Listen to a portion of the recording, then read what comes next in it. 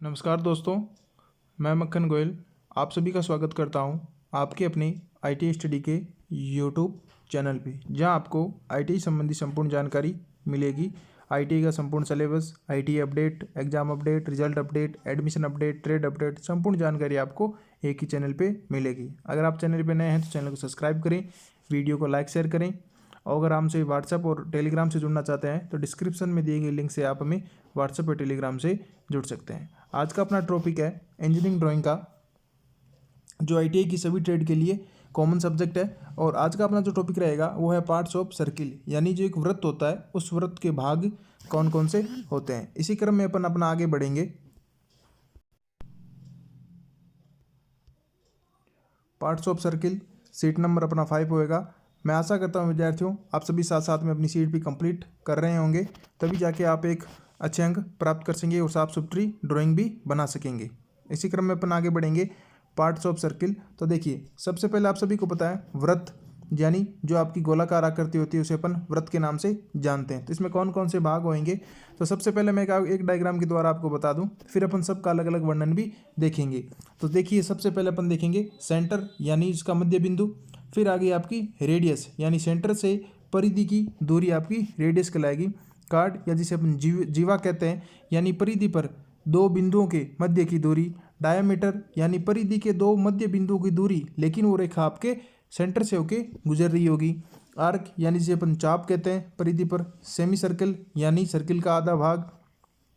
और लास्ट में अपन देखेंगे इसकी परिधि, यानी संपूर्ण रूप से इसकी परिधि का फॉर्मूला। इसी क्रम में जैसे अपन आगे देखे हैं अपना सेंटर, तो देखिए सेंटर वह बिंदु होता है जो आपका वृत्त का मध्य बिंदु होगा, और वृत्त का निर्माण करते समय सेंटर की महत्वपूर्ण भूमिका होती है, क्योंकि सेंटर, बिना सेंटर के अपन किसी भी वृत्त का निर्माण नहीं कर सकते। और इस वृत्त से इस परिधि की अगर अपन दूरी देखें तो सब जगह ये क्या होता है, बराबर दूरी पे होता है। इसीलिए सेंटर का महत्वपूर्ण है वृत्त का निर्माण करते समय। एक अगर आप अच्छा गोल या वृत्त का निर्माण करना है तो सबसे पहले अपन उसको सेंटर लेना जरूरी ही होगा। ये महत्वपूर्ण होता है आपका सेंटर का। इसी क्रम में अपन आगे देखें अपना, फिर आगे आ रहा है अपना रेडियस, यानी जिसे अपन कहते हैं अपनी त्रिज्या। ठीक है विद्यार्थियों, त्रिज्या, अगर आपको वृत्त का निर्माण करना है तो आपके पास में त्रिज्या होनी जरूरी है। बिना सेंटर के वृत्त नहीं बनता और बिना त्रिज्या के भी वृत्त नहीं बनता, क्योंकि जब आपके पास केंद्र होगा तो आप सेंटर बिंदु डिसाइडेड करेंगे, फिर आपके पास में आर होगी, उस आर से लेके अपन उसी आधार पर एक वृत्त का निर्माण करेंगे। अर्थात इसका मतलब ये हुआ कि यह जो केंद्र और परिधि पर कोई भी बिंदु हो, यानी ये आपका जो केंद्र है और परिधि पर कोई भी बिंदु हो, चाहे आपका यहाँ होगा चाहे कहीं पर भी हो, इनके मध्य की दूरी क्या कहलाती है, आपकी त्रिज्या कहलाती है। और इसकी दूरी भी क्या होगी, समान होगी। एक वृत्त की सिर्फ एक ही त्रिज्या होगी, इस बात को भी आप ध्यान रखिएगा। और यही त्रिज्या केंद्र और परिधि के मध्य की दूरी कहलाती है। इसी क्रम में अपन आगे अपना बढ़ेंगे, जिसे अपन कॉर्ड या जीवा कहते हैं।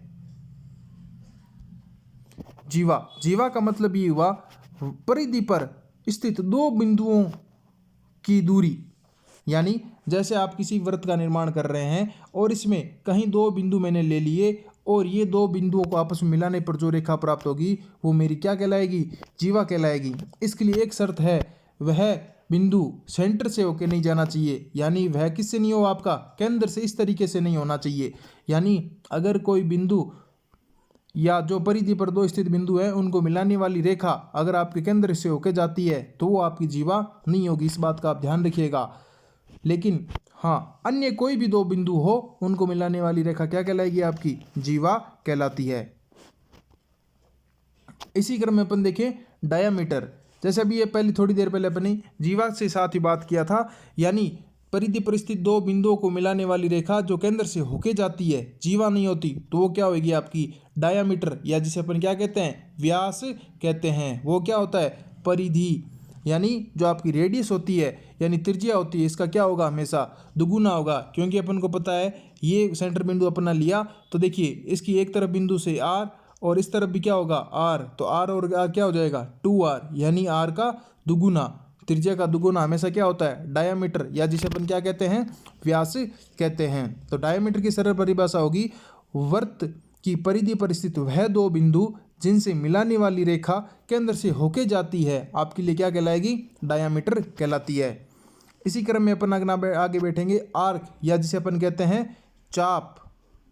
ठीक है, चाप यानी वृत्त की परिधि पर काटे गए चाप, दो बिंदुओं के मध्य की दूरी। देखो जीवा थी दो बिंदुओं के मिलाने वाली रेखा, लेकिन चाप क्या होगा, दो चाप यानी काटे गए चाप के मध्य की ये जो दूरी होती है, ये क्या कहलाएगी, आपकी चाप कहलाएगा।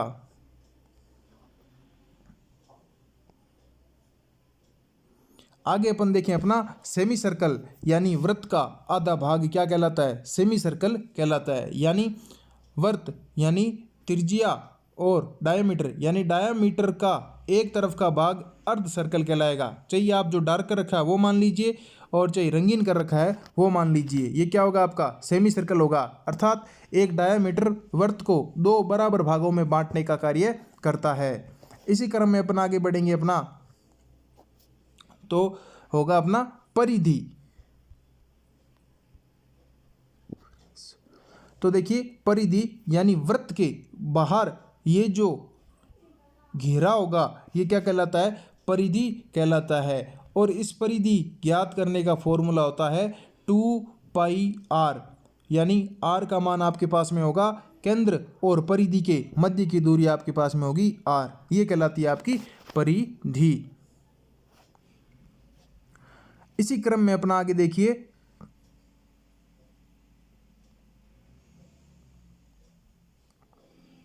अब जो अपन ने अलग अलग डायग्राम के द्वारा देखा वो सभी चीज़ें अपन अगर एक डायग्राम से भी बनाना चाहें तो आप बना सकते हैं। अब रही बात आपकी ड्राइंग शीट पर आप कैसे काम करते हैं, तो विद्यार्थियों अगर आपको समझ में अगर एक डायग्राम से आ जाए तो आप इस तरीका का एक सिंगल डायग्राम भी बना सकते हैं। अन्यथा आपको जितने भी अपने 7 डायग्राम देखे हैं वो 7 डायग्राम आपको शीट पर अलग अलग शीट को भागों में बांट के बनाने होंगे। ठीक है, अगर आपको एक डायग्राम से समझ में आता है तो आप इस तरीके से भी ड्रॉ कर सकते हैं। जैसे मैं आपको एक डायग्राम से सारी चीज़ें समझाऊंगा तो एक बार पुनः आपका रिवीजन भी हो जाएगा और सभी का ध्यान आप स्क्रीन पे देखिएगा। जैसे देखिए वृत्त, तो सबसे पहले वृत्त का निर्माण करना है आपको। तो देखिए सबसे पहले मैं चले चलूँ तो सेंटर पॉइंट आपका इस यहाँ पे प्राप्त होगा। फिर आपको वृत्त बनाने के लिए क्या चाहिए, रेडियस चाहिए, और रेडियस का परिधि के किसी भी बिंदु की दूरी क्या होगी, आपके समान होगी। रेडियस के बाद में अपन देखें तो अपना डायामीटर यानी रेडियस का दुगुना, ये हो गया आपका डायामीटर। फिर अपन करें जीवा की, तो परिधि पर अन्य दो बिंदु स्थित को मिलाने वाली रेखा आपकी जीवा कहलाती है। सेगमेंट, तो देखिए सेगमेंट आपके लिए क्या होगा, देखिए ध्यान दीजिए वाले, ये वाली बात महत्वपूर्ण बात है आपके पास में। सेगमेंट यानी जीवा के द्वारा वृत्त का काटा गया भाग, यानी जैसे इस जीवा ने क्या किया, वृत्त को दो भागों में बांट दिया, एक बड़ा भाग और एक छोटा भाग। तो ये भाग क्या कहलाएगा, इसका सेगमेंट कहलाएगा, और ये भाग भी इसका दूसरा सेगमेंट कहलाता है। इसलिए जीवा एक वृत्त को दो भागों में बांटती है लेकिन बराबर नहीं बांटती। बराबर कौन बांटेगा, वृत्त भागों को दो भागों में बराबर भागों में बांटता है आपका डायामीटर, या जिसे अपन व्यास कहते हैं। व्यास तो वृत्त को दो बराबर भागों में बांटता है, लेकिन जो जीवा होती है वो वृत्त को दो बराबर भागों में नहीं बांटती, जिसे अपन सेगमेंट कहते हैं। फिर आ गया आपका सेक्टर। तो देखिए सेक्टर क्या चीज़ होगी, जैसे दो त्रिज्याओं के द्वारा काटा गया भाग आपके लिए क्या कहलाएगा, सेगमेंट कहलाएगा, जिसे अपन क्या कहेंगे, त्रिज्या खंड कहते हैं। इस तरीके से, यानी अगर आपने केंद्र से दो त्रिज्याओं को लिया और वृत्त के ऊपर बांट दिया, जैसे मैंने इस तरीके से दो त्रिज्या ली और फिर इन दोनों को आपस में मिलाया, तो ये जो भाग कटेगा ये भाग क्या कहलाएगा, सेक्टर, या जिसे अपन त्रिज्या खंड कहते हैं। फिर आ गया चाप, यानी वृत्त की परिधि पर बनाए गए दो निशानों के बीच या दो काटे गए चाप के मध्य की दूरी, ये कहलाते हैं आपके चाप।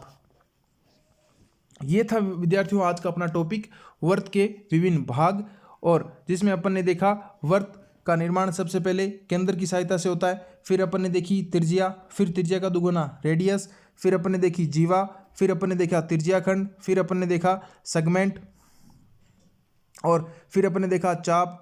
इस तरीके से अपन ने वृत्त के संपूर्ण भागों का अध्ययन किया है। आज के अपने वीडियो में। वीडियो आपको कैसा लगा आप कमेंट करके ज़रूर बताएं। अगर आपका कोई क्वेश्चन हो तो आप हमें कमेंट जरूर करें। आप हमें व्हाट्सएप से भी कमेंट पूछ सकते हैं विद्यार्थियों। जैसे देखिए, अब अगर आप सीट का निर्माण करेंगे तो आपके पास में सीट होगी, तो इसी तरीके से आप अपने सीट को पहले भागों में, अलग अलग भागों में बांट लीजिएगा। फिर अपने सेंटर बनाया, फिर जैसे कोई भी वर्त, और ये इसकी वर्त की त्रिज्या, फिर वर्त का डायामीटर, और फिर वर्त का चाप, फिर वर्त का अर्ध सर्कल हो जाएगा। इस तरीके से अपन को सारे डायग्राम सीट के ऊपर ड्रॉ करने होंगे। विद्यार्थियों, आपको वीडियो कैसा लगा कमेंट करके ज़रूर बताएं। आप चैनल पे नए हैं, चैनल को सब्सक्राइब करना ना भूलें। धन्यवाद।